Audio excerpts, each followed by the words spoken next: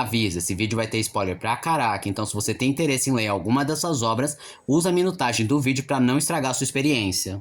Saudações, eu sou o Android e nesse vídeo eu vou fazer as distopias da literatura. Então, quem deu a sugestão vai estar na descrição, chega de enrolação e vamos lá. A Revolução dos Bichos, começando com uma história que não é bem uma distopia, porque não se trata de um futuro distante, mas que também é classificado como distopia, principalmente do seu final, que traz um futuro triste e desesperançoso. E pra quem não conhece a história, se passa numa fazenda em que os animais decidem se rebelar contra os humanos porque consideram que eles são tiranos e tiram do seu proveito, mas depois que eles expulsam os seres humanos e eles estabelecem uma nova ordem que os animais se respeitam e são iguais e que não serão mais explorados. Porém, não demora para os porcos assumirem o controle e estabelecerem uma ditadura tão pior quanto a dos humanos, em que esses exploravam e eliminavam os animais que se opunham ou não servem mais para o seu propósito, além dos próprios porcos quebrarem e alterarem as regras ao seu favor, como por exemplo, nenhum animal poderia dormir na casa ou não dormir em colchão, não poder beber álcool, mas eles acabavam quebrando a norma. E a história termina com todos os animais miseráveis, com frio, com fome, dormindo no celeiro, humilhados e olhando pela janela enquanto os porcos moram na casa, no bem bom e ainda recebendo humanos na casa, o que era uma lei completamente proibida.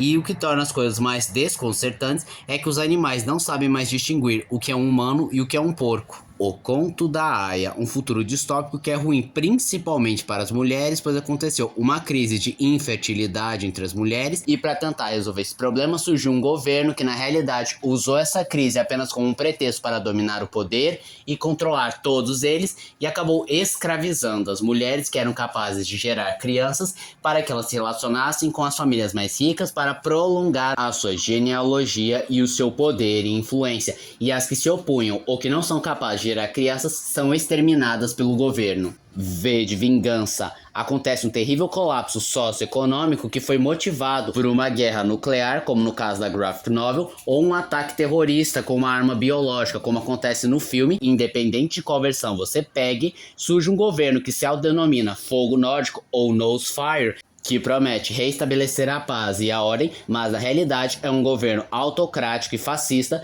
que começa a fazer lavagem cerebral na sua população a partir da religião e do controle político e midiático. Cria os Fingermans ou os Homens-Dedos como sua polícia secreta para destruir os infratores e os oponentes políticos e, é claro, persegue e aprisiona em campos de concentração minorias étnicas e opositores políticos. E apesar do partido ser derrotado no final da história, ainda fica aquele gosto agridoce pelos danos causados pelo fogo nórdico. Laranja Mecânica. Em uma Inglaterra distópica de um futuro não tão distante, mas semelhante do nosso, hiperviolento, sexualizado, dominado por gangues, violência, drogas. Alex é um líder de uma dessas gangues que acaba sendo capturado e é submetido ao Projeto Ludovico, uma tortura frequente para destruir os seus impulsos violentos, fazendo com que eles repudiem qualquer ação violenta. Só que ele se torna um humano incompleto, esquisito, quebrado. E a história bate muito nessa tecla, se os fins justificam os meios e a ética quanto ao livre-arbítrio, do tipo,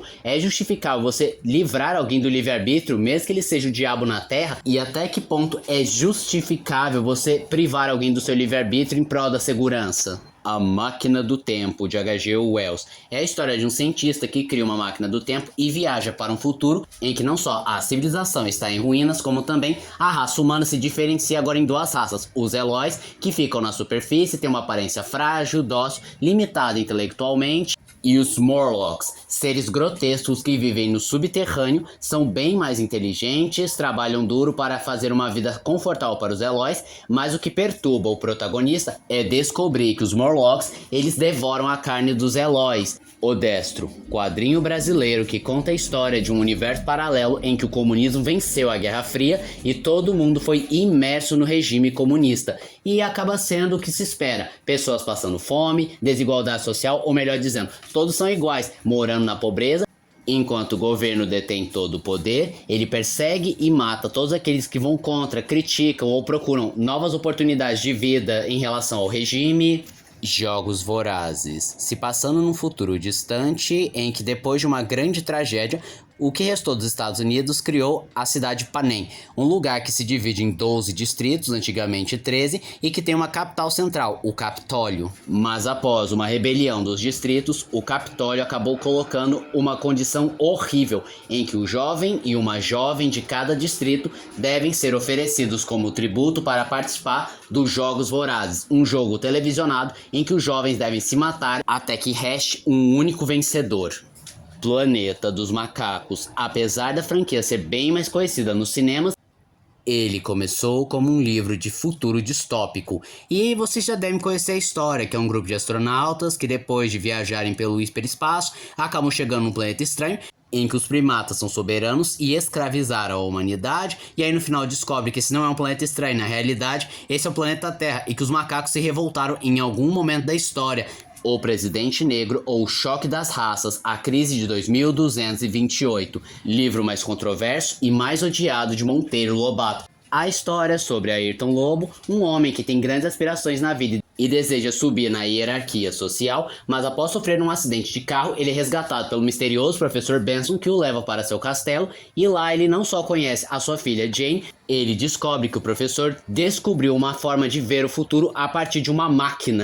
Então é contada a história dos Estados Unidos no ano de 2228, na 88ª eleição para presidente, em que existem dois partidos, o Partido dos Homens e o Partido das Mulheres, ou melhor, o Partido das Sabinas, que seriam as feministas que tanto conhecemos. Porém surge Jim Roy, uma terceira via que representa a voz dos negros, e já que os negros nessa realidade são maiores que os brancos, ele acaba vencendo a presidência, e então esses dois partidos acabam se juntando para destruir o presidente negro. E nesse universo existe toda uma lore racista e eugênica, ao começar com a Lei Owens implementada em 2031, em que supostamente deveria lidar com problemas sociais, mas na realidade eles castravam figuras indesejadas como mendigos, órfãos, viúvas, deficientes físicos, deficientes mentais, argumentando que a sociedade cresça como um elo forte. Depois vão surgindo outras leis que foram embranquecendo os negros, que ficaram mais descascados. E um ponto da história é estabelecido os raios ômega, raios utilizados para deixar os cabelos dos negros lisos, mas que secretamente esterilizavam os negros. E apesar do presidente negro descobrir o efeito colateral e os verdadeiros planos de seus opositores, ele acaba morrendo sem poder revelar o terrível segredo, e seus opositores manipulam a mídia lançando um novo brinquedo para encobrir a morte de Jim e os efeitos colaterais do raio ômega, até que infelizmente a população negra se reduz a pouco menos de 227 pessoas. E a parte mais macabra é que esse extermínio étnico não é tratado como algo perturbador,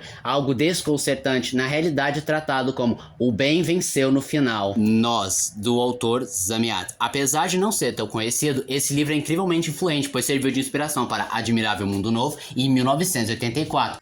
E a história nos conta que depois de uma grande guerra e tragédia, surgiu um estado único que dominou todos ali presentes, sendo movidos pela ordem, obediência absoluta e a razão. Inclusive as pessoas nem sequer têm nomes e suas casas são transparentes para que sejam vigiados constantemente. O amor é visto como uma doença e a possibilidade de escolha é incompatível. Só que o conflito se dá quando D503, o nosso protagonista, acaba se apaixonando e ele começa a pensar contra o regime, mas ele percebe que esse regime é incrivelmente esmagador e termina não só destruído, como forçado a ver seu amor sendo esmagado lento e dolorosamente. Fahrenheit 451. Nesse futuro, os livros são queimados, pois são considerados materiais perigosos e promovem o pensamento crítico, o que é incrivelmente perigoso para esse governo, e existe uma associação chamada Bombeiros responsável por queimar esses livros. Só que as coisas mudam de figura quando o protagonista acaba salvando um desses livros e entra para a rebelião. Admirável Mundo Novo. Nesse universo, temos um governo autoritário que criou uma droga chamada Soma, que ao ser consumido, a pessoa sente um êxtase e satisfação absoluta que não quer fazer nada. Por conta disso, não existe guerra, não existe violência, não existe tragédia e até mesmo o conceito de tristeza é inexistente. E o governo não faz só isso, como também determina com quem você deve se casar, quem pode ser seus amigos, você deve obediência absoluta. Eles também determinam onde você deve trabalhar e te convencem de que este é o lugar certo que você deve trabalhar, e as crianças são criadas por máquinas, mas o protagonista decide se rebelar contra isso tudo, mas percebe que este governo também é bem esmagador. 1984, clássica distopia escrita por George Orwell, o mesmo autor de A Revolução dos Bichos que acompanhamos. Um mundo que, após um colapso e uma guerra, provavelmente, se dividiu em 3 grupos: a Oceânia, a Eurásia e a Lestásia. E na Oceânia existe o regime, ou melhor, o partido do Grande Irmão, e não se sabe muito como subir ao poder, mas existem algumas especulações, como a existência de Manuel Goldstein junto com o Grande Irmão, que tinham uma ideia de um governo autoritário, mas em algum momento eles romperam e se tornaram inimigos mortais, e nesse governo tudo é controlado, você é vigiado constantemente, o passado é reescrito quando convém ao partido, foram desenvolvidos conceitos como a novilíngua, uma forma de simplificar as palavras e destruir o pensamento crítico, e o crime pensar, que é autoexplicativo. Pensar é um crime, principalmente quando vão contra o governo. E na história temos Winston Smith, um trabalhador que secretamente nutre um ódio pelo partido e pelo Grande Irmão, e ele conhece Julia, e eles começam a conspirar contra o partido, mas isso tudo é em vão quando são traídos, e Winston tem seu espírito quebrado a um ponto de trair seus ideais, trair Julia e principalmente trair a si mesmo, sendo capaz até mesmo de amar o partido. E esse é o terrível plano do partido, pois quando eles querem eliminar alguém, eles fazem com que você ame o partido, pois se você amar o partido e desaparecer no dia seguinte, você não será um mártir.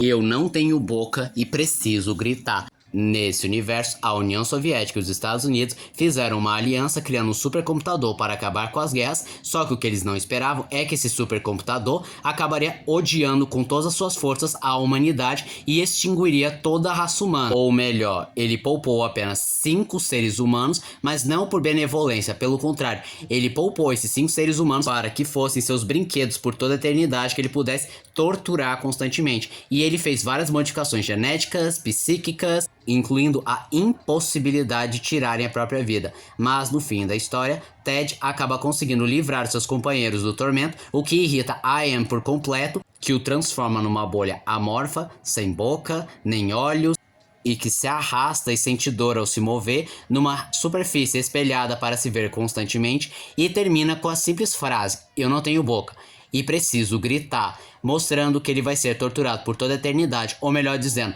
ele só se verá livre quando o Sol entrar em colapso e levar ele e o supercomputador juntos. E esse foi o vídeo de hoje. Se você gostou do vídeo, se inscreva no canal, compartilhe o vídeo, comente, dê seu like e dê sugestões de que vocês querem ver aqui no canal. Também não esqueçam de ativar as notificações, chave de like caso gostem dos meus vídeos. Então, tchau.